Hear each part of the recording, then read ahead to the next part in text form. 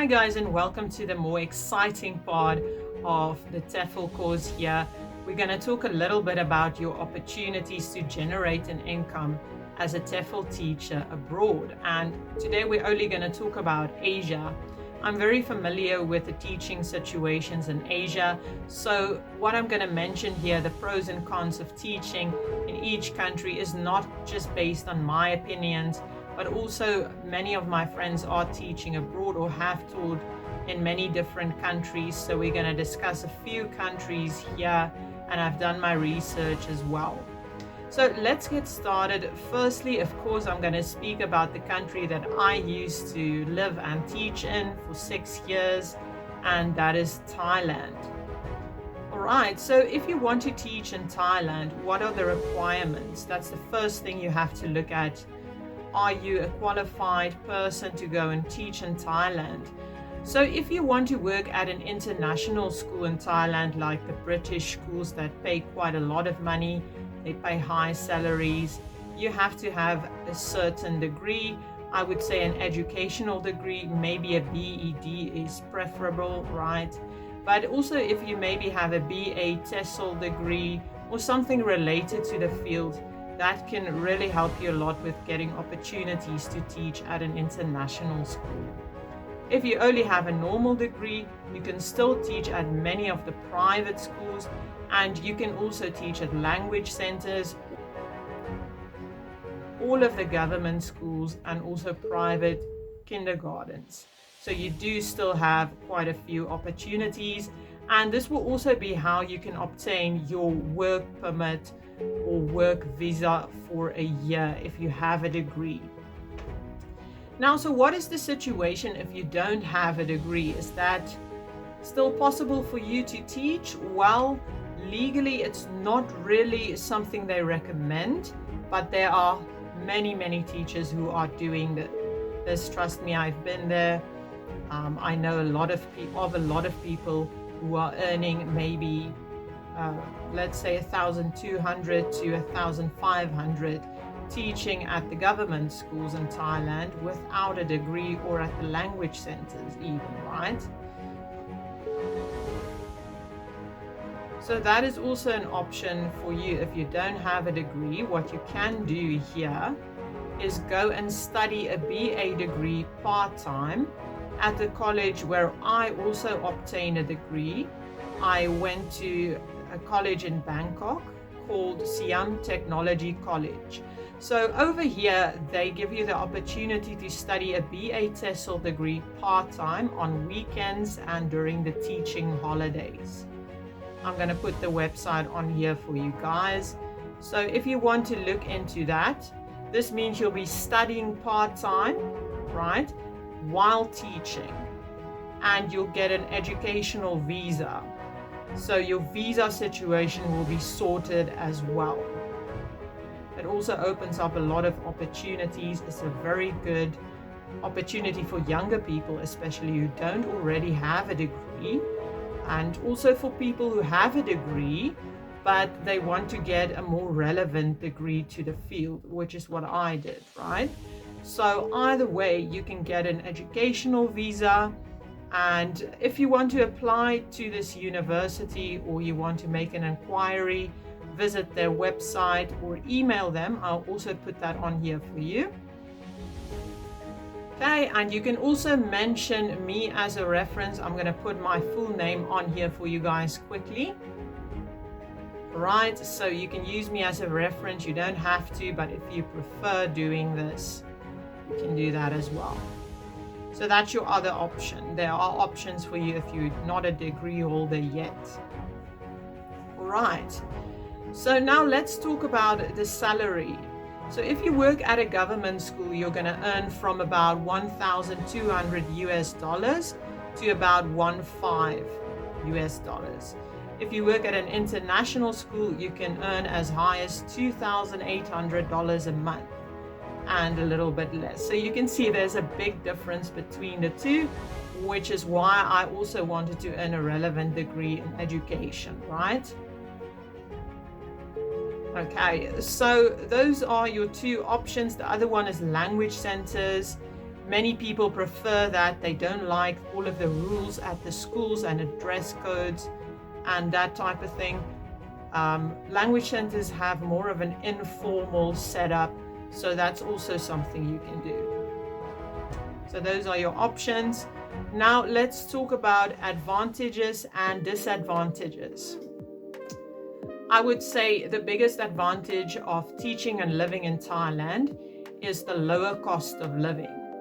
I lived in Bangkok. It's very easy to get quite a big, well, they call it a condo in Thailand, but it's basically, we know it as a flat or apartment, right? For a really low price in a lifestyle estate. So you can maintain a pretty high lifestyle at a low cost. That's the biggest benefit. Their public transportation system is amazing. It's first world class, really. The trains that you can use there, you don't need a car at all. And you can also use taxis, and they are not that expensive, right? It's reasonable. So that for me was one of the biggest benefits. You can get anywhere in Bangkok, and Bangkok is a pretty huge city, right? Within an hour on the SkyTrain. All right, so I really enjoyed that. Also, it's a pretty nice place for a work-life balance. They have many holidays. At schools, they have a pretty laid-back attitude. They're not gonna overwork you or anything like that, right? So work-life balance, pretty good, and you get a lot of opportunities to travel. If you are a travel enthusiast, Thailand is a great place for you as well. Some of the cons, of course, the high context culture causes a lot of conflicts and problems between Easterners and Westerners. I really didn't like that either. The climate can be unbearable sometimes. It's 40 degrees outside, but they do have a lot of air cons everywhere. It's just that sometimes it does get hot, right? And a lot of foreigners would actually list that as one of the major problems for them of living in Thailand. Right, so those are some of the cons. Also, they don't pay for your housing allowance. They're not going to pay for you to live somewhere. You have to pay that out of your salary. Okay, you won't have a pension fund, and they're not going to pay your flights to and from your home country to Thailand or Bangkok. Some countries do that, like South Korea, Japan, I think Hong Kong. So that is also something you have to know. So that is Thailand for me, the pros and cons of living there. And it depends on what type of person you are. I would say for a beginner teacher, it's an excellent country to start. Very good living situation, work-life balance, travel opportunities to study further, and so on. Also, I want to put the main website where you have to go job hunting in Thailand. This is the main website. It's called ajaan.com. So you can look there for jobs. If you even want to do it now just to check it out, if you're considering it, that's also a good place to start and look at the paying salary, etc., the benefits there.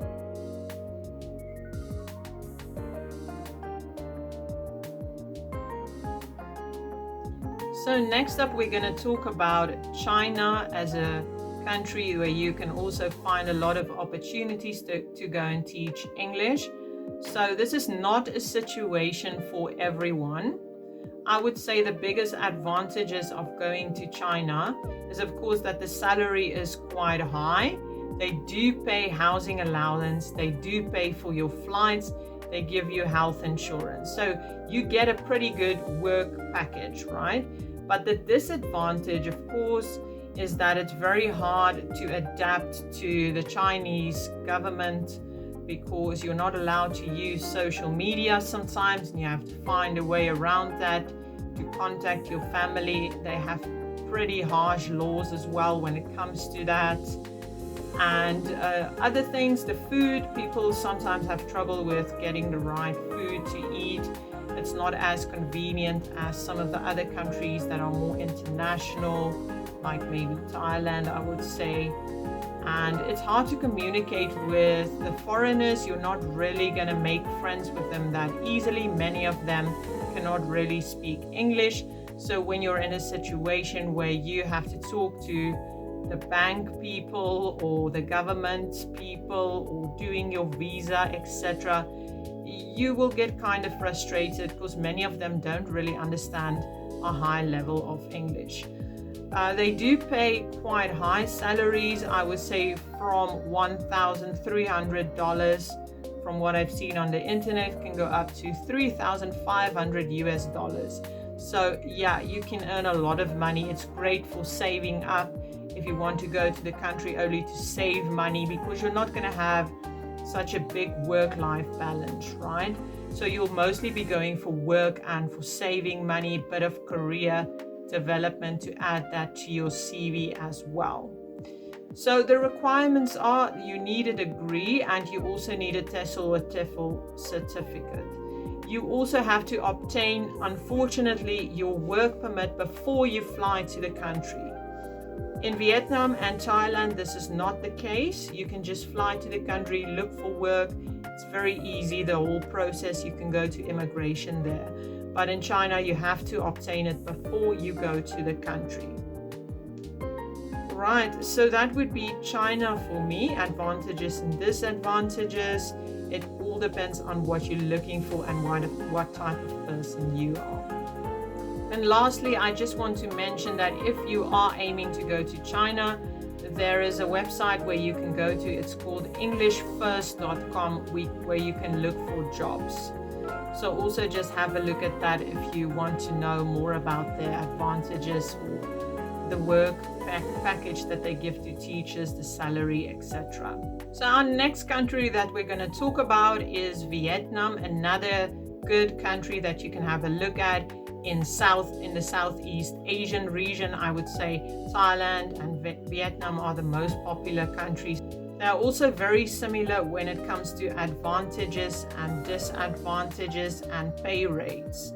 So the general requirements, you need a degree. Any degree, doesn't have to be an educational degree. And then either TEFL or TESOL certificate to add to that. You'll have the opportunity to teach at schools. There are some international schools, not as many as in Thailand, but there are also language centers. They have a lot of language centers, so that's another option for you. So some of the biggest advantages of teaching in Vietnam, it's very similar to Thailand. You have quite a great work-life balance. You'll get time off. You're not going to be overworked. You're not going to burn out. You'll get a lot of traveling opportunities at a low cost.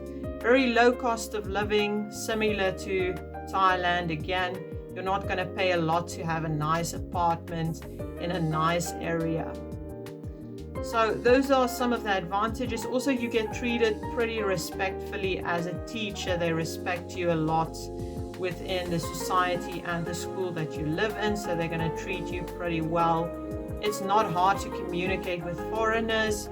Many of them do understand English, or at least a certain level of English. Disadvantages, they also don't pay housing allowance or for your flight.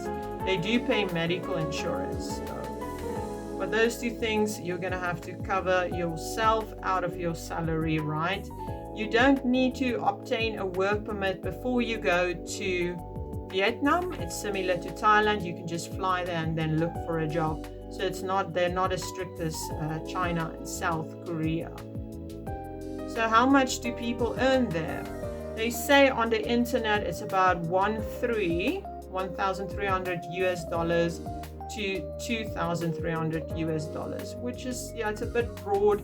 I know a few people who now teach in Thailand. They used to teach in Vietnam, and they say it's very similar. The salary is quite similar. Okay, so that is Vietnam. And then we have our next country. This is not in Southeast Asia. It's South Korea. You may have heard of a lot of people who go over to South Korea to teach English. They pay quite well. But let's first look at the requirements. You need a degree in any field. You don't need an educational degree specifically and a TEFL and TESOL certificate to add to that. You also need to obtain your work permit before you go to South Korea, right? So that is the process that I know of. I've had about 5 or 6 friends who have taught in South Korea. So the biggest advantages, they pay for your apartment, they pay for your medical insurance. So they got that pretty much covered. So it's also a situation where you get to save a lot of money if that's what you're looking for. It's a first world country, so great public transportation. The buses there are also very easy to use and to navigate. It's also a great opportunity for someone who hasn't got a lot of experience in teaching, but they do actually have a degree, right? So that is what's most important to them, is the fact that you should have a degree. You also get the opportunity to work at either a school or a language center. Some of the disadvantages, it's a pretty formal and strict situation.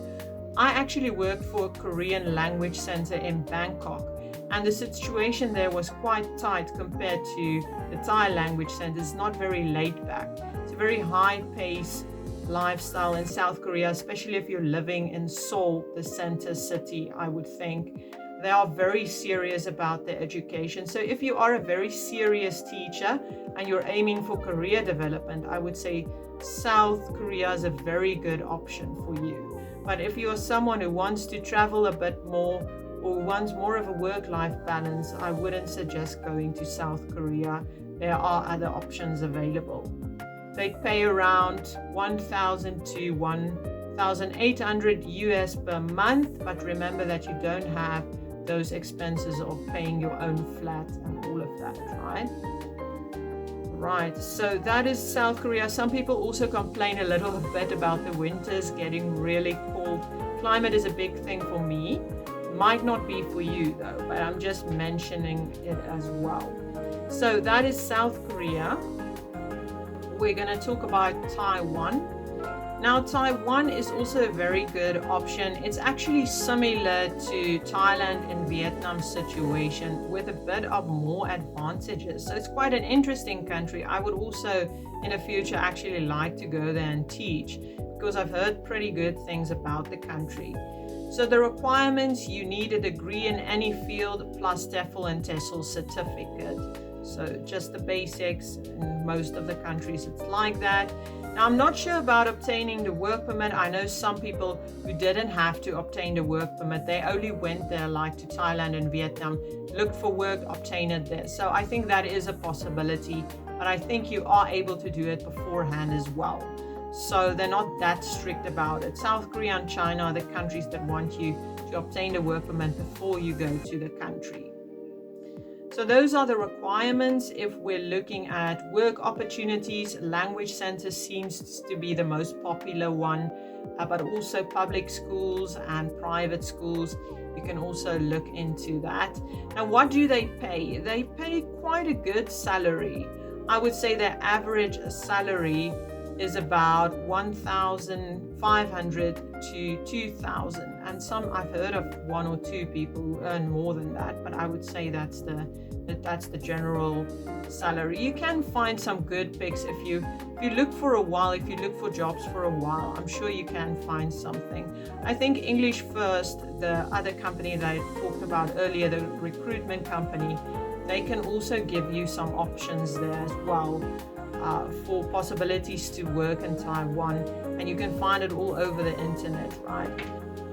Some of the best advantages of working in Taiwan: very progressive Asian country, the most progressive one. So as a Westerner, you get to experience a society that's more advanced than the other Asian societies. You're going to fit in quite well. You will have fun learning about the foreigners. You'll get to talk to them. They're pretty laid back. The dress code at the school is informal. So yeah, they are quite advanced society now. In some of the key cities or the center cities, they do have public transportation that's also really good to use. So I think that's something you really need to look at as a foreigner going over abroad. What is the situation with public transportation? They pay for your flats in most cases, not all cases. They do pay for your flights from what I've heard. So you do get those two advantages as well, and they give you a lot of respect in that country. Disadvantages, again, for me, it's the climate. I don't like subtropical climates. Like I mentioned, like Thailand. Now Taiwan's climate is very similar. It gets very hot, very humid. So that might not be an issue for you at all, but I'm just mentioning it. It's usually an issue for me and for many other people, right? Okay, some other disadvantages. I can't really think of any, to be honest. I think right now it's looking like one of the better options to go and teach English in, right? Although we must look at the situation they have going on with China, the political situation, whether or not there is something there, because we want also to be safe. That's the most important thing. So that could be a bit of something to think about. We have to watch the news about that as well. But other than that, I think it's a very good country to teach in, and they have a lot of opportunities for foreigners. They do understand our culture more as well. Now let's go into our last country that we're going to discuss here. Of course, it is Japan. We're all familiar with the country of Japan. It's a very first worldly country. Their public transportation system is one of the best in the world. They take education very serious. So Japan is for the more serious teacher who maybe wants to teach at a university even, or at a public school. They're looking for career development, right? So for the serious teacher, Japan is great. You get a lot of opportunities to learn there. The technology is excellent at the school, so you're going to have the best resources at your school as well. They pay pretty high salaries. Now, it depends on what they're advertising, but I've heard of people getting from $1,800 up to $3,000-$4,000. But I think that's if you teach at a university or you have a higher post or something like that, because it is a lot of money, but I think that's more at a university level. They are very strict, one of the strictest countries when it comes to requirements. They want you to have a degree, have TESOL and TESOL, and in some cases, actually a lot of cases, they want you to have a master's degree as well. So you can't teach at the university without having a master's degree, right? But I'm sure you will be able to find some opportunities without having a master's degree, just not at a university. So what are their biggest advantages? The food is great. It's very fresh.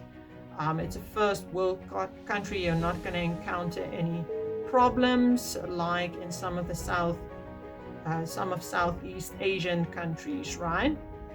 So the food, of course, great. They pay for your housing allowance. They pay for your medical aid. They pay bonuses. They pay for your flights. So it's a very good opportunity to save money as well. The disadvantages of teaching in Japan, of course, it's quite a high living cost country. So yes, it is expensive to live in Japan. I'm sure you've heard that. You're gonna save money, of course, but maybe you won't be able to have a lot of opportunities to travel or to do many things and have a big work-life balance if you want to save a lot of money, because the cost of living is quite high, right? Okay, so that is Japan. And now I'm sure I've mentioned most of the Eastern countries or the Asian countries that you can have a look at and teaching abroad. You can have a look at that online as well, some websites. Right, well, thank you for listening to me.